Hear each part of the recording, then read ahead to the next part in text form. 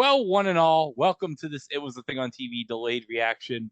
I'm here with Mike because I have to explain to Mike how I felt over this last week. Now, Mike, can you explain what has happened to me over this last week? I think Greg is specifically referring to the New York Mets taking part in the NL Wild Card. Yes, because let's go to the last week of the regular season here. Now, I went to the last home game of the regular season on, let's see, when was that? On Sunday, September 22nd at Citi Field, the Sunday night baseball game between the Mets and the Phillies. Mets won 2-1. Mets took 3 out of 4 from the Phillies. They had a 2-game lead going into the last 6 games of the season. And as you know, Mike, it was them, Atlanta, and Arizona chasing for the last 2 spots in the wild. So the Mets go to Atlanta. They lose the first game on Tuesday. And then Wednesday and Thursday get postponed because, as we all know, Hurricane Helena wreaked havoc. So the Mets in Atlanta could not play those 2 games. So they had to push them to Monday, the day after the regular season was supposed to conclude, and the day before the playoffs to make them up if they were necessary. So the Mets go to Milwaukee and they lose on Friday. They lose on Saturday, but they win on Sunday. So the situation going into the Monday doubleheader was the Mets in Atlanta had 88 wins, and Arizona had 89 wins, and Arizona had played all of their games. They had played all 162 games. The Mets in Atlanta were with 160 games played going to the doubleheader. So here's the situation. The Mets in Atlanta own the tiebreakers on Arizona. So the only way Arizona can get into the playoffs is if one of the two teams sweeps the doubleheader. If they split the doubleheader, they're out. Arizona. So we're going to the first game of the doubleheader. The Mets are down 3-0 in the 8th inning, and they're playing Schnellenbach again, who is just shutting them down. I mean, dear God. So they go into the 8th inning, and I'm going to get the box score from this game on Baseball Reference. So we start the inning with Tyrone Taylor getting a double to lead off the inning, taking Schnellenbach out of the game, being replaced by Joe Jimenez. Schnellenbach pitched a good game for Atlanta, pitched 7 innings, struck out 5, did not walk anybody. But then Francisco Alvarez comes up, doubles to make it 3-1. Starling Marte pinch hits for Harrison Bader, single, 3-1. Francisco Lindor singles, a seeing eye ground ball, 3-2. And then Razel Iglesias, no relation to Jose, comes in to pitch for Jimenez. Jose Iglesias singles to tie the game. And then Mark Vientos hits a sac fly to make it 4-3. And then Brandon Nimmo homers to make it 6-3. So at the end of the top of the 8th inning, the Mets were up 6-3. And I was feeling pretty good when Nimmo hit the home run. I'm like, well, they were down 3-0. I was expecting to go to the second game, being nervous for the second game. And they score 6 runs, and I'm like, okay, I'm feeling real good right here. And then here we go. Hit by a pitch to Eli White. They get 1 out. Travis d'Arnaud singles to put runners at first and third. So Edwin Diaz comes in. Ground ball to get the second out. But then Jarrett Kelenic singles to make it 7-4. And then Michael Harris walks to load the bases. And then freaking Ozzy Albiz doubles off the wall to score 3 runs, and it's 7-6. And I'm like, oh God. Oh no. This is how it's gonna end for the Mets. This is how their season's gonna end. And then we go to the top of the 9th. with Pierce Johnson pitching for Atlanta. Francisco Alvarez pops up to third, and then Starling Marte singles to put a runner on first for Francisco Lindor. And I'm thinking to myself, oh, please, God, please let's get a big hit here. Please, for the love of God, I want a big hit here in the worst way possible. I was praying to God to please, please get me a big home run for the Mets. And then this happens. And Lindor gets under one to center field. Harris going back, back near the wall, and it's out of here! Linsanity again! Francisco Lindor flips the script with a two-run homer, and the Mets go in front 8-7. Oh, wow! Oh, boy. And I swear, Mike, you could have heard the air pop out of the balloon at Atlanta. I could definitely believe that.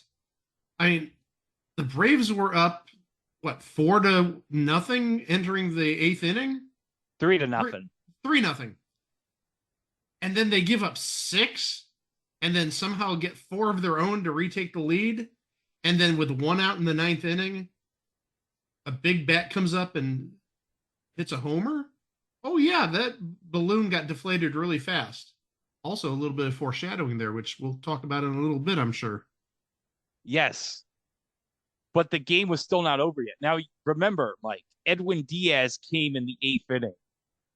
But he went to the manager of the Mets, Carlos Mendoza, and he said, I'm coming effing back out for the 9th. You're going to put me back out for the 9th, damn it.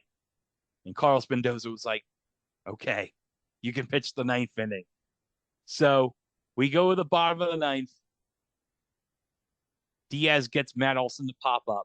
He gives up a single to Eli White, who seals second. He gets the second out on a strikeout. And then former Met Travis d'Arnaud comes to the plate. And I'm like, oh no.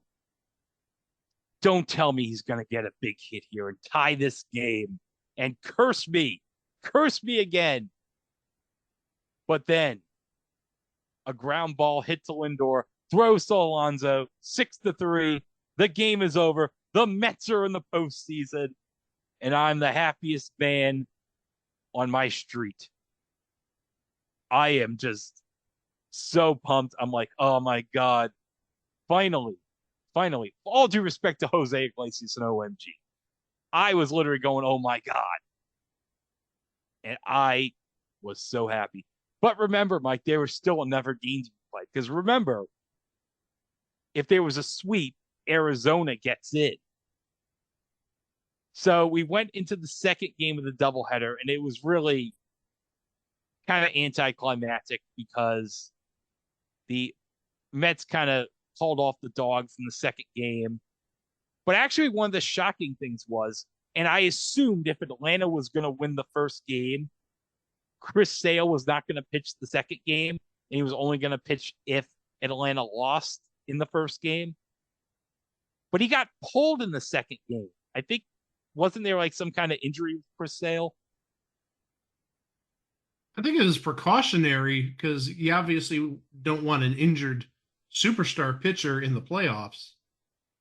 But that will take us to another question, which we may address later on regarding Sale in the playoffs. Oh, yeah, because we got to talk about that when we get to the playoffs. But in the second game, and rather anticlimactically, the Mets kind of decided, we'll just rest everybody for the second game. So the Mets only got 3 hits in the second game. I think the substitute pitcher for Sale was Grant Holmes, who pitched 4 innings, only gave up 1 hit.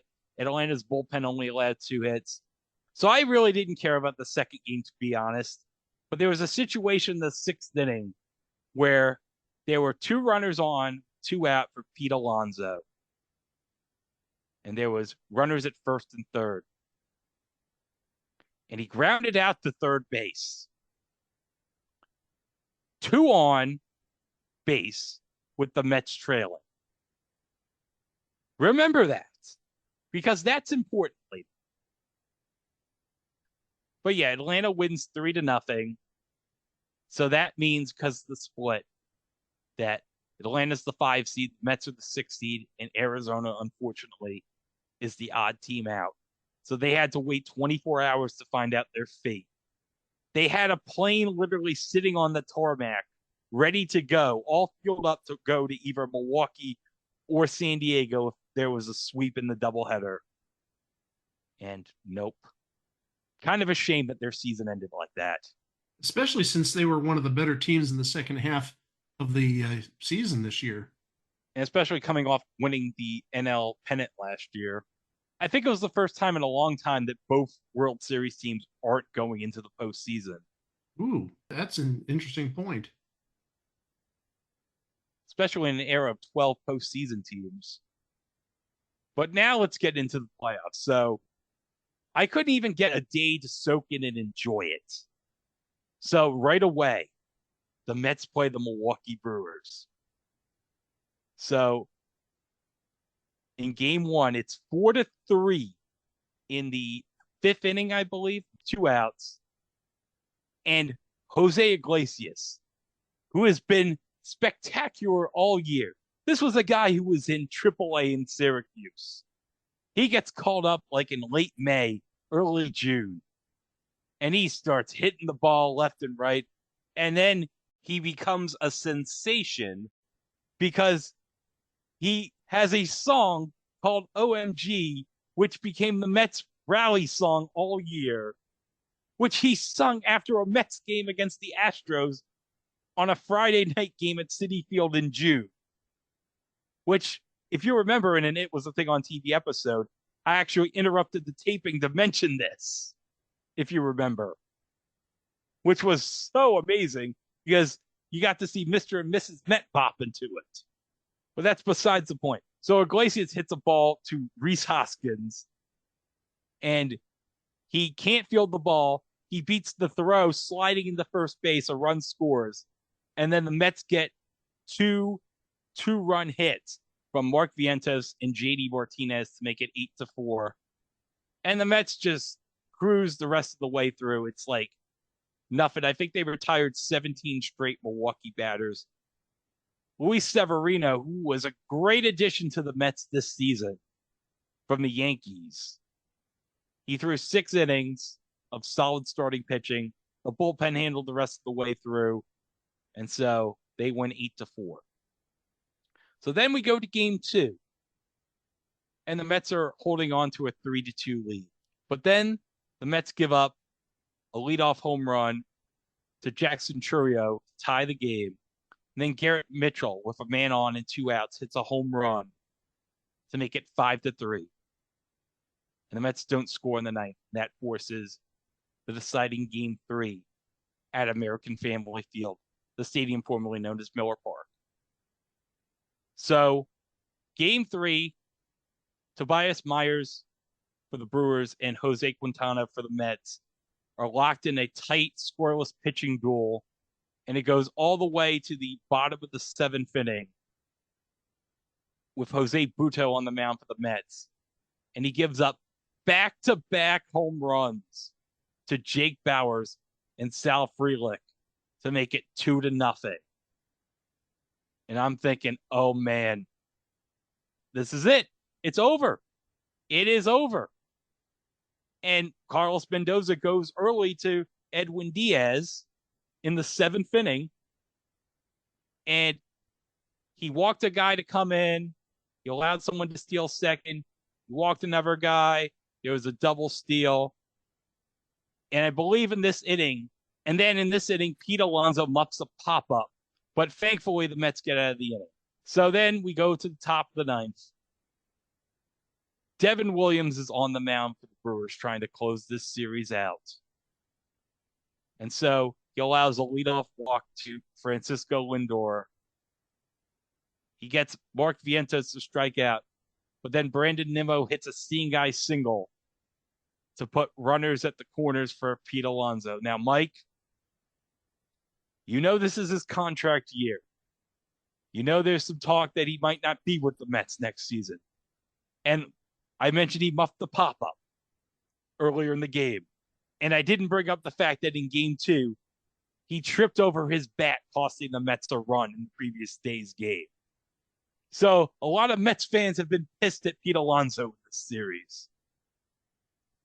So he comes up to the plate with the score 2-0 in favor of the Brewers. And so the entire season for the Mets, everything from Grimace to OMG, it's all on the line on this at bat. Everything is at stake. And so we come up to the count at 3-1 strike. Now, Mike, I want to show you something on the screen share here. Now, on the ESPN win probability, what does it say for the Brewers at this point? 83%. So the Brewers had an 83% chance to win the game. The Mets only 17%. So a 3-1 pitch is coming to Pete Alonso. And, well, this is what happens. Lindor at third, Nimmo at first. The pitch. Swing and a ball drilled. Right field. Frelick back. At the wall. Out of here! It's out of here! Alonso, an opposite field home run. And the Mets have the lead. Pete Alonso, the polar bear, takes Devin Williams deep. And here in the ninth, the comeback kids have done it again. It's 3-2 Mets.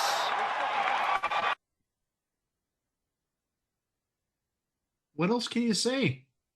Pete Alonso came up in the clutch. That's why he gets paid the big bucks.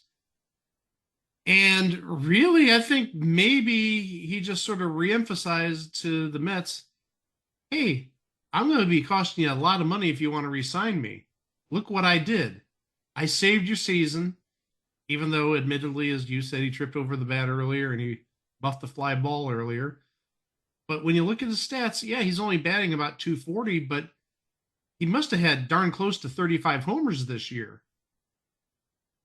I think it was like 33, 34 home runs this year. But I now have on the screen the win probability after the home run. Now, what does it say on the win probability? 80% for the Mets. And 20% for Milwaukee. So on one swing of the bat, Milwaukee's chances to win dropped 63%. But the inning was still not over. But the inning was not over as Jesse Winker worked a 2-out walk, and then he stalled second base, and then up came up Starling Marte to the plate, and on a 1-2 pitch, this happens. And there's a base hit into right field. Here's Winker around third. Frelick's thrown to the plate, and that one's up fly. Winker is in. Down to second, Marte, and the Mets have added a run, and it's 4-2. Now, you can't see this on the screen share, but Jesse Winker, as he slid into home plate, he took his helmet off and he violently threw it onto the ground, and it smashed. It smashed into like 3 or 4 pieces. That is one pumped up dude. Oh, let me just say this. Everyone in Milwaukee hates Jesse Winker because he sucked for them last year. And he was getting into some words with like one of the other Brewers players. And I think one of the other Brewers like challenged him to a fight in the parking lot. I'm dead serious. This actually happened. So to say the least, that was a very sweet revenge for Winker against his former team. Yes. So we get to the bottom of the 9th inning. So Edwin Diaz, who's already pitched like an inning and 2/3, he's out. Who does Carlos Mendoza go for?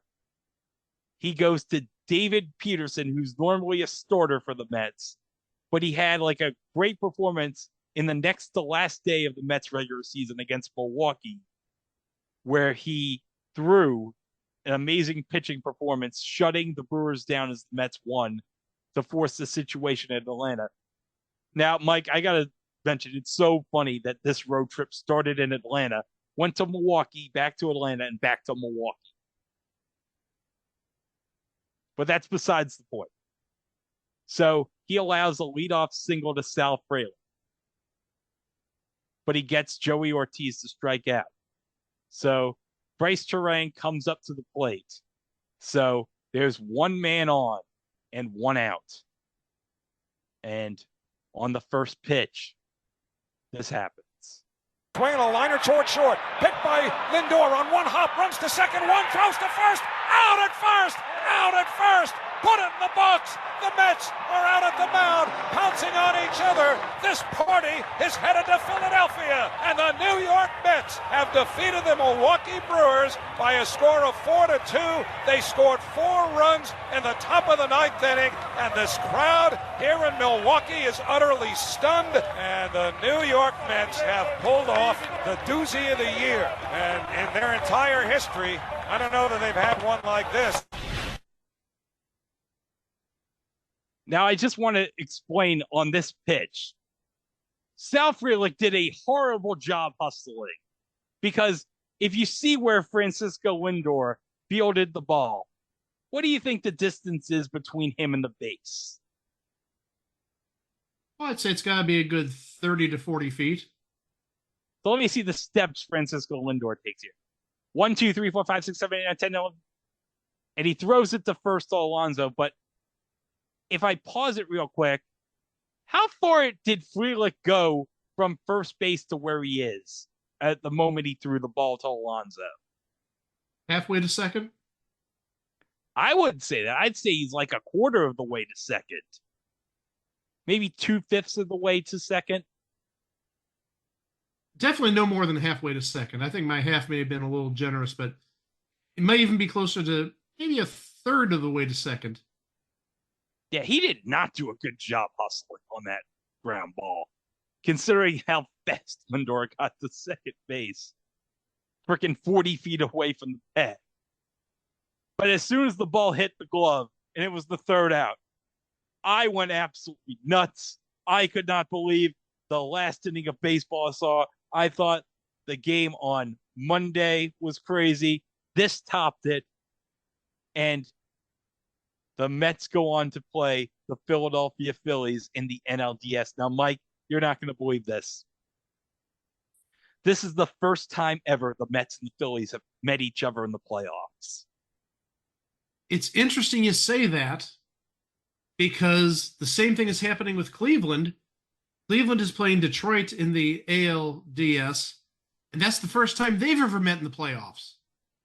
I think every matchup, with the exception of Yankees-Royals, is a division matchup. Well, also, every matchup, besides the Royals and the Yankees, is like sort of a geographic rivalry of sorts. Because Phillies and Mets, what are they, about an hour and a half away from each other? Hour and a half to 2 hours. Okay. And then San Diego is like an hour and a half away from Dodger Stadium. And Detroit is like a 3-hour drive, but it's more like a 90-mile straight line to Cleveland. But still, they're basically, like I said, 2.5, 3 hours away. So 3 of the 4 series are like geographic rivalries. And then you've got the Royals and the Yankees. That's the only one where there's going to be like major traveling. But here's a stat I found out. Pete Alonso's home run in the 9th inning was the first time ever in a MLB winner-take-all elimination game that a team hit a go-ahead home run while trailing in the 9th inning. The first time ever in the history of Major League Baseball. That's amazing. Now, some of you might say, what about Bill Mazeroski, 1960 for the Pirates? That was in a 9-9 tie game. So let's briefly go into the other divisional series real quick, because those were like 2-game sweeps all around. So Detroit beat Houston. What irony. AJ Hinch, who got out of town for cheating, beats his old team. How hilarious is that? That is the single sweetest result of the last week. I love seeing Houston gone. Yeah, but at the same time, AJ Hinch. Let's be honest. He wouldn't be the Detroit manager for that. So, True. and then the Royals, they just completely like embarrassed the Orioles in the AL wild card. Like the Orioles did not put any fight in those games whatsoever. And then in the ever NL wild card series, and this made me so happy, San Diego easily swept Atlanta. And so they're out. So no matter what happens, I can be happy knowing the Mets went farther than Atlanta this season. Well, I mentioned it to you earlier. I think everything thus far in the playoffs is like best case scenario. Braves lost, Mets won, Orioles lost, Astros lost. I think that is the best case scenario. Now, I'm going to say it right now. I think that if you're Fox, you either want these 3 World Series. You either want Yankees, Mets, you either want Yankees, Phillies, or you want Mets, Tigers. Why not Yankees, Dodgers? Oh, I didn't even think of Yankees, Dodgers. Yeah, that would be good for New York, LA. But I'm thinking more Subway Series, East Coast, and then you have the 2 underdog teams facing each other. But yeah, Yankees, Dodgers would be big for Judge and Ohtani squaring off. I think right now, if you're Fox, you're really rooting for the Yankees because maybe Detroit will bring in some eyes. The Royals, possibly, but again, they're a small market. And Cleveland, maybe people will watch for the curiosity factor because you have Ramirez and then some other minor stars and the best bullpen in baseball. But again, it's a small market. So that's not a draw. So I'm sure Fox at this point is like Yankees versus maybe anybody. Yankees versus Dodgers, definitely. Yankees versus Mets, definitely. Yankees versus Phillies, definitely. I'm not sure about Yankees Padres because you remember what happened the last time they played in October. That was what, 98? Yeah. 99? Yeah. Didn't turn out good for the Padres. No. I think Padres and Yankees might be interesting in one regard. Remember where Juan Soto played last year? Oh, yeah. So maybe Yankees versus anybody is what Fox wants. But again, I'm sure Fox is not clamoring for, and one of these 3 teams is definitely going to make the ALCS. Guardians or Tigers, and then obviously you got the Royals. If you end up with a Royals versus Guardians or Royals versus Tigers ALCS, oh, Fox has got to be fuming. Now, I should note, though, Fox does not have the American League playoffs. TBS has the American League playoffs. Well, I'm looking more towards the World Series, but yeah, I know that TBS has the AL playoffs. Now, speaking of kind of sort of, I'm so happy we have TBS and Fox the rest of the way through because, oh dear God. Now, with all due respect, Brooks Giambi called a great series between the Mets and the Brewers. But dear God, I could not stand the in-game interviews during the games, and I certainly couldn't stand every 15 minutes them playing that Mike Greenberg ESPN bet commercial. For sakes, ESPN, stop putting Mike Greenberg on my TV every half hour. Hey, I'm just glad that we're not going to have any more Valley sports games around here since obviously the playoffs are not regionalized or broadcast regionally. I just can't stand the people on the Guardians games. But also, I'd like to hear how TBS feels about the Guardians. I'm sure. Oh, Smoltz. There's one person who's going to be very conflicted with this ALDS series. Because John Smoltz, he grew up in Detroit. He was drafted by Detroit, but then he got traded to Atlanta. But also, and I may have never mentioned this, John Smoltz has a lot of family down here in Cleveland. His cousin was my English teacher in 7th and 8th grade. And actually, I've got a story. I'm not going to share it because it's a little bit of a long story, but I actually saw John Smoltz. This must have been 1991. I think I was a junior in high school. I saw him at the school and totally just oblivious to the whole situation.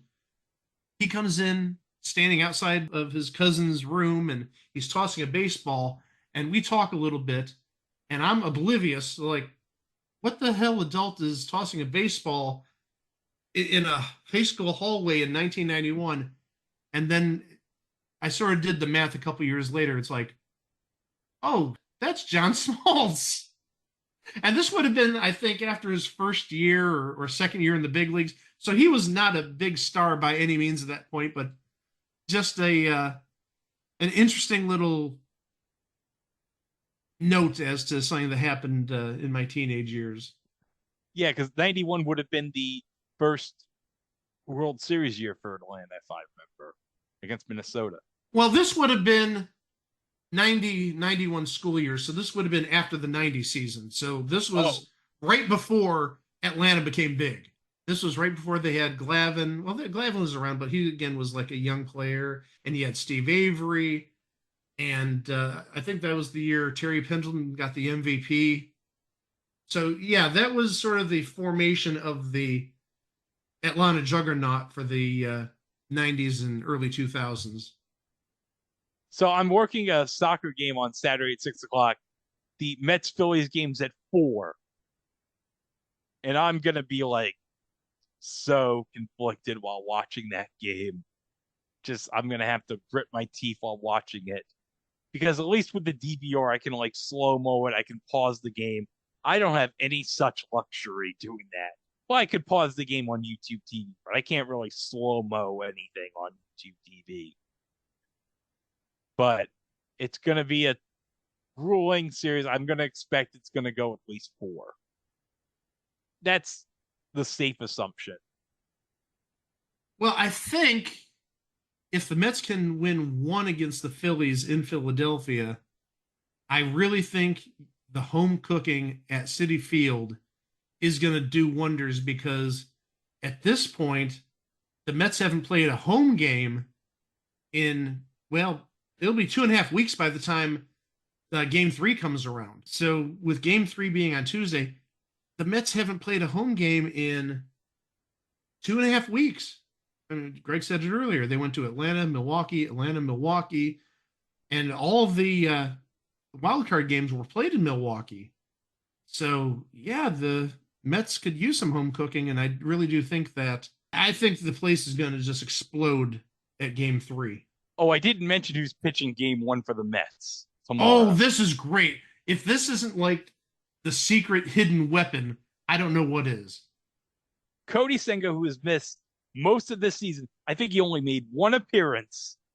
He got injured in that 1 appearance. He is pitching Game 1 of the NLDS. But he did such a good job in that 1 game he pitched. So, I can't wait to see that. Like I said, I think he's the secret weapon. I think he may be the difference in winning and losing. He's so good. He's that good and that impactful. Could be like a Steve Nebraska in the scout type situation.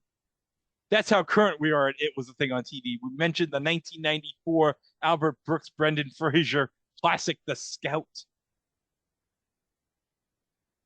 Well, meanwhile, the Guardians, their Game 1 is tomorrow at 1 o'clock. 1:08, I believe it starts. So we actually start the division series. So I'm guessing it's going to be Guardians, then the Mets game you talked about, and then I'm guessing there might be a West Coast game on tomorrow night. I'm not 100% sure about that. Okay, let me get the schedule. Guardians, Tigers, 1:08. Mets, Phillies at 4:08. Yankees, Royals in the Bronx at 6:38. And then Dodgers, Padres at 8:38. Ooh, a quadruple header. That's going to keep me busy. I thought maybe only like 3 series would start tomorrow, but all 4 are. And then the 2 NL series continue on Sunday, with the 2 AL series continuing on Monday. So the AL games are on TBS, the Mets Phillies games on Fox, and the Padres Dodgers games on FS1. Well, again, you've got some counter programming to college football coming up. And with all due respect to all the college football teams, I'm sorry, I'm watching the Guardians take on the Tigers tomorrow afternoon. If I'm even home. Yeah, because hold on a second. Let me go through the 506 college football schedule for tomorrow. Sorry, Michael Ray guy, who's doing Miami of Ohio, Toledo on ESPN Plus at 3:30. Well, he'd be right between Detroit and Cleveland. Toledo's like 60, 70 miles away from Detroit, and it's a little bit longer, maybe closer to about 90 miles away from Cleveland. So he's right in the middle of the storm. But no, the reason I mentioned if I'm home tomorrow, I just saw in the last day or so on one of the autograph groups here in Cleveland that Jensen Lewis is going to be signing, or not signing, but he's going to be doing a pregame thing.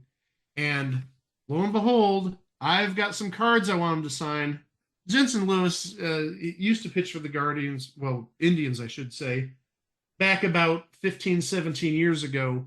But he does a lot of the pregame and postgame stuff for the Guardians on Bally Sports. So it's like, okay, you know what? Since Bally Sports and Cleveland Guardians are no more, I better try to get these signed before, he just like falls off the face of the earth. He's the Cleveland equivalent to Jerry Blevins here on SNY. There's actually, believe it or not, 3 equivalents because up until this past year, it was just Jensen Lewis, but now this season they got Jensen Lewis and Pat Tabler and Chris Jimenez. So you never know who's going to be doing the pregame and postgame on any given day. I think Jensen's the main guy, but you see Pat Tabler sometimes and you see Chris Jimenez sometimes.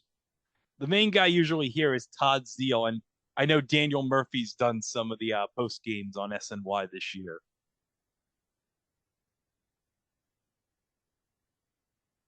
Man, that shows you how old we're getting when Daniel Murphy's now doing post-game shows. Well, I was going to comment about Todd Zeal, how he was supposed to be like the superstar, 34, 35 years ago. He was the big thing. Yeah, I remember when he was a catcher and he was converted to like a third baseman. Now, I remember he was with the Cardinals. Yeah. That's who he came up with, yeah. And then when he went to the Mets, he got converted to a first baseman after John Olerud left. Oh, hold on. Speaking of the 2000 Mets, before I went to bed last night, I turned on the MLB Plex channel. And sometimes I'll check it to see if there's like a classic Mets game, and I'll just put it on the background. Like 2 to 3 nights ago, they had the Mets Phillies game from like 2022 where Mark Canha hit the big home run for the Mets in a big comeback. And then last night, right after the Mets game against the Brewers, you know what was on, Mike? What was on?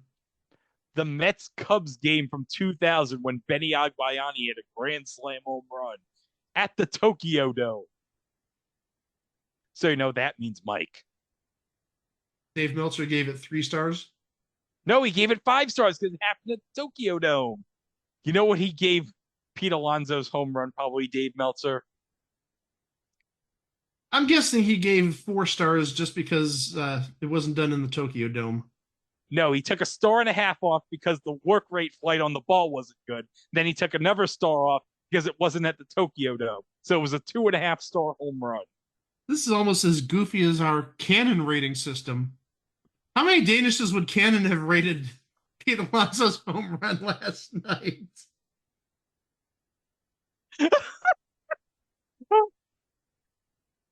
4 Danishes. Gave me a little bit of stomach problem because I have a thing with cheese. You know, it was even more amazing watching that Mets Cubs game. You know who did the play-by-play for that game for Fox Sports Net? Oh gosh, I couldn't even imagine.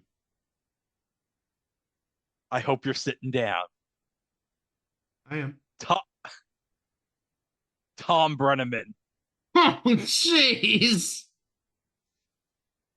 I'd like to apologize to the Reds. I'd like to apologize to my family. And Benny Agbayani, it's a ball deep and it's a home run. I want to apologize to my friends at Fox And for everyone who signs my paycheck, to everybody I've offended here tonight, I'm so very, very sorry. Oh, hold on. Speaking of Tom Brenneman, he's doing Wake Forest at NC State tomorrow on the CW at noon. Oh my gosh. Well, enough about that.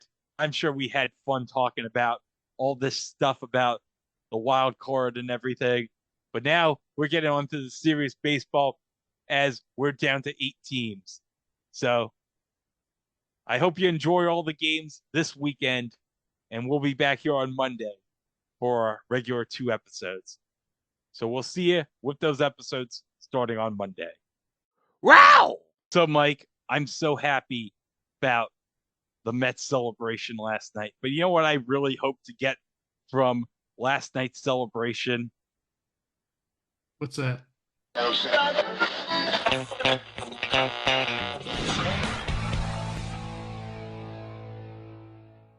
The teams that made the playoffs, you can actually bid on the corks from the champagne bottles. This is Major League Baseball selling these to people. The corks. How about that? Can you imagine such a thing? You want that cork. Here it is.